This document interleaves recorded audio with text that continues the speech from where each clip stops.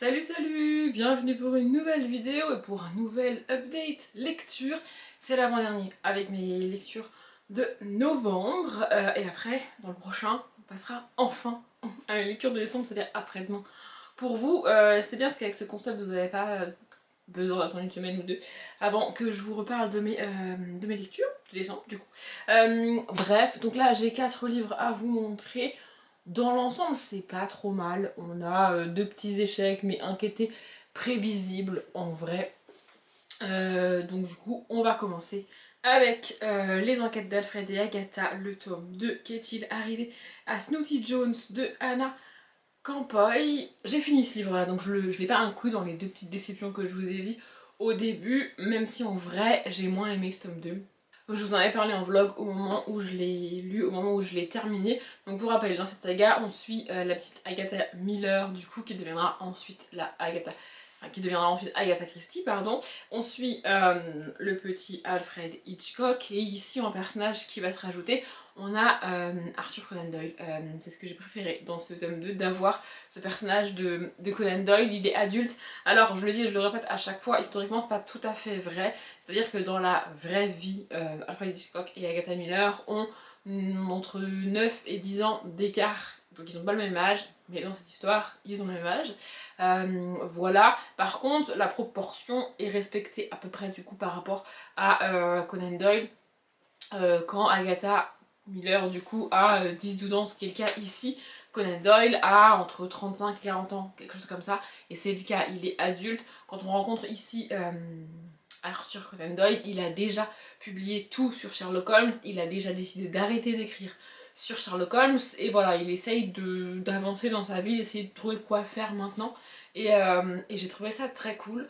En gros, dans le tome 1, Alfred Hitchcock et Agatha Miller se sont rencontrés et ils ont résolu une petite enquête ensemble tous les deux, et depuis ils ont créé, Agatha Miller avait déjà créé une espèce de petite boîte d'enquête dans son voisinage, et donc Alfred Hitchcock est devenu un petit peu son assistant, son associé si on veut, et donc là ils vont être confrontés à une nouvelle enquête, et Arthur Conan Doyle, qui est le voisin d'Agatha Miller, va un petit peu les aider. Historiquement, je sais pas si c'est vrai qu'ils étaient voisins ou pas, et franchement je m'en fiche. Mais en gros ici, donc Snooty Jones, c'est le chien de Agatha Miller qui va arriver quelque chose, évidemment. C'est marqué dans le titre. Alors déjà, j'aime pas trop quand ça fait ça, quand le titre te spoil un événement qui arrive qu'au tiers du bouquin. Je trouve ça pas cool. Moi je lis pas les résumés, mais là, rien qu'avec le titre, en fait, tu sais qu'il va arriver quelque chose à ce chien, tu vois. Et ça arrive assez tardivement. C'est pas forcément dérangeant, mais je sais pas, je trouve ça dommage de pas avoir... Genre, le titre du tome 1 te donne un petit indice sur la thématique que ça va être. Le tome 1, c'est l'affaire des oiseaux. Donc tu sais que ça va avoir un lien avec les oiseaux, etc. Mais tu sais pas... en fait, c'est moins précis que le tome 2. Alors que là, tu sais à quel personnage exactement ça va arriver. Et je sais pas, je trouve ça un peu plus dommage. Mais bref, effectivement, il va arriver quelque chose à ce chien. Agatha est très triste évidemment parce que c'est son chien, et Alfred va l'aider à essayer de comprendre ce qui s'est passé, qu'est-ce qui est arrivé, etc. etc. Je vais pas trop vous en dire non plus. Donc il y a ça, déjà, le premier tiers qui est un petit peu... Bon, en fait, le premier tiers, t'attends qu'il arrive quelque chose, comme dans tous les romans d'enquête comme ça, sauf que là tu sais à qui ça va arriver. Enfin je sais pas comment expliquer, je trouve ça vraiment dommage, mais bref, donc dans le premier tiers t'attends. Ensuite ils sont censés résoudre des énigmes, etc. parce que c'est lié à Conan Doyle, donc il y a pas mal d'énigmes, etc. Moi l'énigme en question je l'ai résolue, dès que je l'ai vue, je l'ai résolue. Eux ils mettent pas mal de temps à la résoudre, du coup j'ai trouvé ça dommage. C'est vrai que j'ai fait beaucoup d'énigmes dans ma vie, que j'en ai vu pas mal passer, etc., etc. Mais on parle quand même de Conan Doyle, de Hitchcock et de Agatha Miller, donc je m'attendais à un peu mieux d'eux, tu vois. C'est un livre pour enfants, donc ils peuvent pas non plus la résoudre trop rapidement parce qu'il faut laisser aux enfants un petit peu une chance, entre guillemets. Mais je sais pas, ils ont mis un petit peu beaucoup de temps, et à la fin, ils sont en mode comment peut-on faire? Est-ce qu'on va là-bas? Est-ce qu'on fait ça? Ouais mais on peut pas parce qu'il faut de l'argent et on en a pas. Et en fait, ils font un suspense sur un truc, j'étais en mode mais vous avez la réponse les gars en fait. Et du coup, la réponse que moi j'ai pour ce problème-là, le temps qu'ils y pensent, bah il est trop tard pour l'utiliser. Ils peuvent plus le faire, ils ont plus le temps. Alors que s'ils avaient pensé dès le début, bah ils auraient eu le temps déjà. Et du coup, ils sont obligés de encore réfléchir pour trouver une autre solution. Bon, après, il y a pas mal de thématiques autour de l'amitié, du partage de l'amitié, de quand t'as un nouvel ami, comment ça se passe, comment il s'intègre, tout le monde n'a pas la même réaction face à ça, les mêmes attentes et tout. Je trouve ça assez intéressant, il y a quand même des thématiques là-dessus qui sont abordées. Ce qui est aussi drôle pour nous à lire en 2025, je trouve, c'est le rapport à l'argent. C'est-à-dire que genre un centime de livre, pour eux, c'est absolument énorme, tu vois, alors que pour nous, tu fais rien avec, tu vois. Et ouais, enfin, vraiment. Et en fait, genre, Hitchcock a 1 shilling. Son père lui donne 1 shilling en récompense, bref. Et pour lui, c'est énorme. Et en fait, enfin, quand il a 1 shilling, moi sur le coup, je suis en mode, oui, bah, il a 1 shilling, tu vois, c'est 1 shilling, tu vois. Et en fait, non, parce que pour l'époque, c'est comme s'il lui avait donné, genre, je sais pas, 20 $ ou 50 $ aujourd'hui, tu vois. C'est absolument énorme. En fait, la somme qu'il lui donne est énorme par rapport à la récompense, déjà, enfin pour la raison, on va dire, et par rapport au revenu des Hitchcock à ce moment-là. C'est absolument énorme, tu vois. Donc c'est très difficile d'estimer aujourd'hui à combien ça équivaudrait parce que les Hitchcock sont pauvres pour l'époque, et donc, enfin, bref. C'est très intéressant ce genre de thématiques. Après, quand les enfants le lisent, ils se rendent pas forcément compte, ce qui crée un petit peu une double lecture. Et puis il y a aussi, et je l'ai dit en vlog et je trouve ça hyper intelligent, à la fin, je vais essayer de vous montrer, donc après l'épilogue, vraiment, on a des pages en gris, comme ça. Et en gros, l'autrice te donne les histoires écrites par nos 3 personnages, donc Agatha Christie au final, Arthur Conan Doyle et Hitchcock, et elle te dit que les événements qui se sont passés dans le livre, c'est ça qui ont inspiré les auteurs et autrices pour écrire leur histoire. Alors que dans la réalité, puisqu'on ne sait pas réellement ce qui s'est passé, et que là c'est l'imagination de Anna Campoy dans ce livre, vous voyez, dans la réalité, donc c'est les écrits d'Hitchcock, Conan Doyle et Agatha Christie qui ont inspiré Anna Campoy pour écrire le passé des personnages. Je sais pas si vous voyez, je trouve ça hyper intelligent, c'est hyper bien fait, c'est hyper cool, et ça peut aussi donner envie de découvrir ces auteurs, autrices. Pardon, je dis auteur, il me semble que Hitchcock n'a pas écrit de livres mais réalise des films. Mieux de. Voilà. J'ai déjà vu. En fait, j'ai pas vu de Hitchcock, c'est pas vrai. J'avais tenté Bates Motel, donc qui est quand même inspiré des œuvres de Hitchcock, mais j'ai pas du tout accroché. Alors que j'adore l'acteur principal de Bates Motel, donc Freddie Highmore, mais j'ai pas du tout accroché à la série. Au bout d'un moment, j'ai trouvé ça très mal fait, et du coup, ça m'a pas vraiment donné envie de regarder du Hitchcock. Il me semble que j'avais tenté. En fait, le problème avec les films de Hitchcock que j'ai, et après je passerai au livre suivant, c'est que j'ai des images en tête parce qu'on a vu des extraits des films, genre j'ai l'image dans la baignoire avec le chocolat par exemple, vous voyez, je sais ça, je vois cette image là parce que je pense que c'est parce que j'ai vu un extrait, pas parce que j'ai vu le film. Donc en fait j'ai plein d'images comme ça, genre avec les oiseaux, etc. aussi, comme le titre du tome 1 il fait un peu référence, etc. Mais je pense pas avoir vu un film de Hitchcock. Et honnêtement, j'ai un peu la flemme de tenter du Hitchcock. J'avoue que Conan Doyle et Agatha Christie, et je les lis déjà, donc bon, c'est pas ce livre-là qui m'aura donné envie de les découvrir. Par contre, ça fait longtemps que j'ai pas lu de Conan Doyle, et j'aimerais bien prendre le temps d'en lire en 2026. Du coup, ça serait vraiment bien. J'ai le tome 3 de cette saga dans ma palle, donc je vais le lire normalement prochainement. Mais ouais, un petit peu déçue de ce tome 2, même si, encore une fois, c'est écrit de manière extrêmement intelligente de la part de l'autrice. Et tu sens que l'autrice est fan des 2 personnages principaux ici et de Conan Doyle. Elle le rajoute pas pour rien, je pense. Et évidemment, quand t'es fan de Agatha Christie, en général, Conan Doyle va avec un peu. Ils ont même style d'écriture, c'est à peu près la même époque. Bref, moi je vous conseille quand même cette saga, même si j'ai préféré le tome 1 pour l'instant. Le livre suivant, c'est Le Petit Échec qui était prévisible, et je l'ai cité quand j'ai ouvert mes calendriers de l'Avent. Et donc c'est Les Trônes Trahis de Nesrine Amari. Pour moi, c'est une parfaite romantécie en fait, et c'est ce qui ne me plaît pas du tout. En fait, j'ai un problème avec les livres qui sont trop longs, qui sont trop lents, et où t'as plein d'enchaînements de scènes entre 2 personnages ou entre plusieurs personnages pour te faire comprendre la même chose. C'est bon, on l'a compris en fait. Tu m'exposes la situation de départ, c'est un enemies to lover évidemment, tu m'exposes la situation de départ entre les 2 personnages, elle le déteste parce qu'il a tué ses parents, il a peur d'elle parce qu'elle vient d'un royaume qui a des pouvoirs. ça s'arrête là.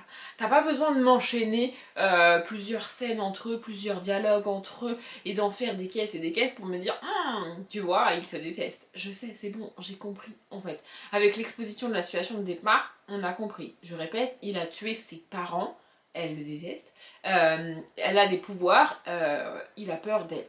En fait, il a peur de tous les gens qui viennent de son royaume, et comme elle est la princesse de son royaume, elle a un pouvoir encore plus particulier. Il connaît pas son pouvoir, mais nous on le connaît, et effectivement son pouvoir est terrifiant, donc il a peur. T'as pas besoin d'en faire des caisses de plus. Tu peux ensuite démarrer l'histoire réellement, tu vois. Et là, en fait, non, c'est pas le cas. On a donc, comment s'appelle-t-elle, Phoebe, qui quitte son royaume parce que ses parents viennent de mourir, sa grande sœur a récupéré le pouvoir, donc elle est reine, en gros. Elle a toujours été cachée par sa famille parce qu'elle a un pouvoir extrêmement terrifiant. Vraiment, elle a un pouvoir horrible que ses parents ont utilisé. Et en fait, c'est assez bizarre parce qu'elle a toujours été utilisée par ses parents avec ce pouvoir-là, en même temps cachée à la population parce qu'il fallait pas que les gens sachent qu'elle avait ce pouvoir-là, et elle en veut pas du tout à ses parents. Moi, j'en voudrais quand même un peu à mes parents. Mais bref, du coup, ils l'ont toujours cachée et utilisée. Et puis, ils sont morts. Sa grande sœur est devenue reine. Et le royaume est en train de dépérir. Il y a beaucoup de croyances, beaucoup de dieux, etc. Et le royaume dépérit. Et sa sœur n'arrive pas à enrayer ce truc-là. Ils comprennent pas trop d'où ça vient, etc. Et donc, Phoebe va décider d'intégrer, enfin d'infiltrer le royaume voisin avec un roi qu'elle présente comme complètement fou, complètement sanguinaire, vraiment Geoffrey Baratheon, enfin genre c'est le fou du trône de fer, voilà, j'ai retrouvé, je crois que c'est ça de la série là, enfin bref, on s'en fiche, c'est un roi complètement fou, complètement sanguinaire, c'est comme ça qu'elle le présente, il a tué ses parents, elle veut aller le retrouver, elle veut aller se venger, et en fait, rien que ça, ce postulat de départ est assez bancal parce que je vois pas en quoi tuer ce roi et se venger, ça va rétablir les problèmes dans son... Enfin, ça va enlever les problèmes dans son royaume. Mais bref, elle y va, elle infiltre le royaume, elle débarque au château, etc., etc., etc. Et puis, on a une narration alternée entre Phoebe et ce roi qui s'appelle Killan. Voilà, et donc lui, Killan, bah, quand t'es dans sa tête, tu comprends qu'il est pas vraiment sanguinaire. Je suis désolée. Je sais pas si c'est fait exprès par l'autrice ou si on est censé croire qu'il est sanguinaire juste avec ce qu'elle nous dit, mais quand tu es dans sa tête à lui, il te dit que il est pas très gentil. Évidemment, c'est pas le roi Pompélope et très sympathique, mais il massacre pas des gens pour massacrer des gens, et surtout, quand il tue des gens selon sa loi, il le fait discrètement. Vous voyez, il ne martyrise pas son peuple, en fait. Du coup, les deux descriptions ne collent pas vraiment, mais bref, par contre, il te dit bien qu'il n'aime pas le royaume d'à côté parce qu'ils ont des pouvoirs et que ça lui fait peur. Soit, mais c'est un petit peu léger, selon moi. J'ai lu 83 pages parce qu'en fait, arrivé là, je me suis dit, ok, bah c'est de la romantasy classique, j'aime pas le personnage féminin, honnêtement je l'aime pas, et je suis pas vraiment fan du personnage masculin non plus. Tu peux pas l'être vu comment il t'est présenté, parce que la première impression que t'as de lui c'est celle que Phoebe te donne, donc du coup tu peux pas vraiment t'attacher à lui. Donc voilà, j'aime pas le personnage féminin, je ne vais pas m'attacher au personnage masculin, je le sais, et puis je suis condamnée dans ce livre à les regarder interagir entre eux, parce que du coup évidemment Phoebe infiltre le royaume, le château, etc. Mais pas avec son vrai nom, elle fait passer pour quelqu'un d'autre, donc lui il sait pas qui elle est, etc. etc. Et je vois le truc venir, vraiment je vois les événements se dérouler dans ma tête, j'ai pas besoin de lire le livre, je sais à peu près ce qui va se passer. Peut-être qu'il y aura un ou deux rebondissements que j'ai pas vu, un ou deux retournements de situation que je sais pas, mais en fait, au bout de 83 pages, j'ai pas envie de le lire. C'est pas dérangeant, y a rien qui m'a agacé, y a rien qui m'a saoulé, y a rien qui me donne envie de taper des personnages ou de balancer le livre, mais j'ai juste la flemme de lire ce livre-là en fait. Ça ne m'intéresse pas, ça ne me convainc pas. Donc voilà. Je pense honnêtement que c'est une bonne romantasy, c'est de la pure romantasy, enemies to lover, voilà, avec des pouvoirs, etc. Mais moi je m'attache pas au personnage et je peux pas lire un livre si je m'attache pas au personnage, donc bah, du coup j'ai arrêté. Le troisième, c'était un kiff personnel de le lire pour voir ce que la Audrey de 32 ans en pensait en 2025 du coup. Et donc c'est Un garçon dans le désert, Janet Quinn Arkin. C'est de la collection Cœur Grenadine, je vous en avais parlé en vlog. J'ai lu pas mal de Cœur Grenadine quand j'étais ado. Au final j'en ai pas énormément chez moi, je pense que je les ai pas tous gardés. Et puis on parle de 3 étés grand maximum sur lesquels j'ai lu ces livres-là, sachant qu'à l'époque je devais lire peut-être un livre toutes les semaines ou toutes les 2 semaines. Ça fait pas énormément de livres non plus. Mais ouais, je me rappelle avoir lu ces livres-là, notamment ceux qui parlaient d'une danseuse ou d'une patineuse, j'adorais. Et je les ai déplacés ces livres-là, je les ai déménagés 2 fois. Et du coup, ça me trottait un peu dans la tête de les relire, retenter au moins un de ces livres pour voir ce que ça donnait, etc. Et j'ai trouvé celui-là en boîte à lire. Donc c'est un que j'avais jamais lu, que j'ai pas lu quand j'étais ado.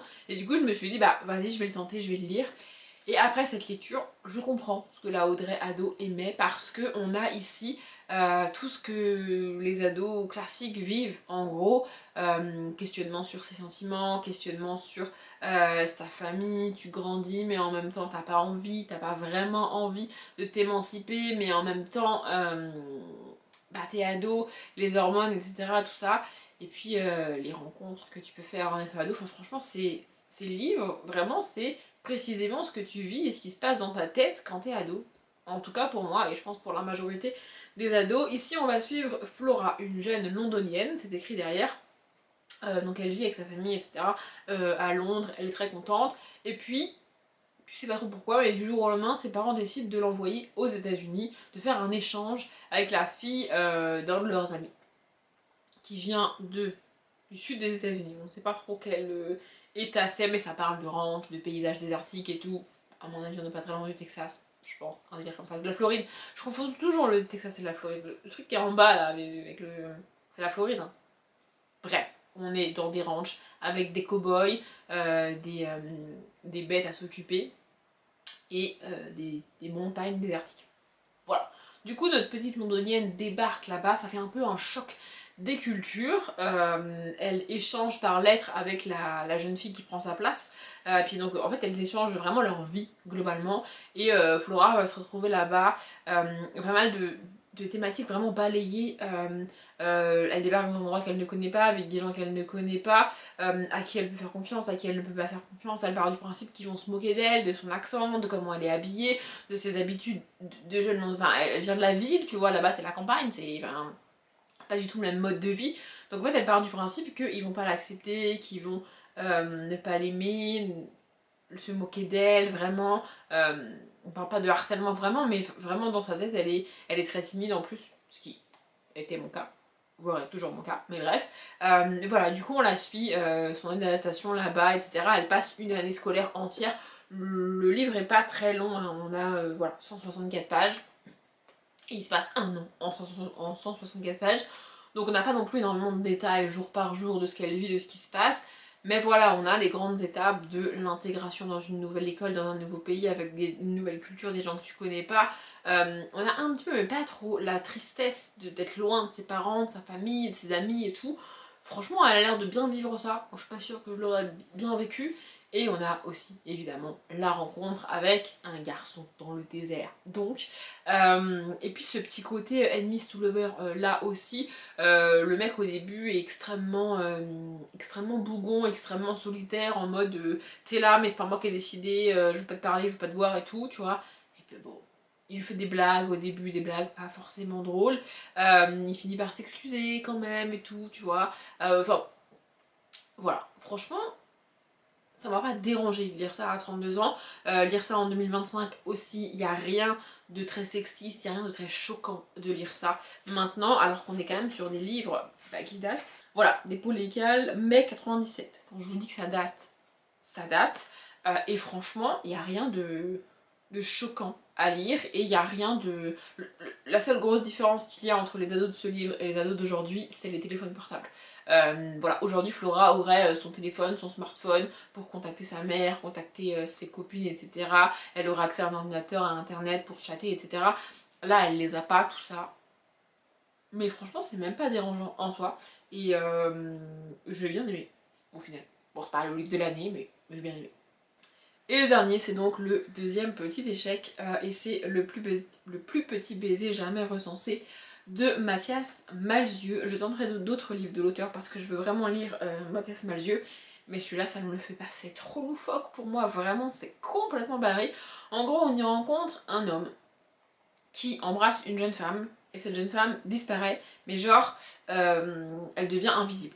Elle disparaît, elle devient invisible parce qu'on l'a embrassée. C'est très bizarre, et du coup il contacte un vieil enquêteur, inventeur, je sais pas quoi, pour l'aider. Cet inventeur va lui donner un perroquet qui parle et qui est capable d'identifier le parfum des jeunes femmes pour pouvoir retrouver cette jeune femme.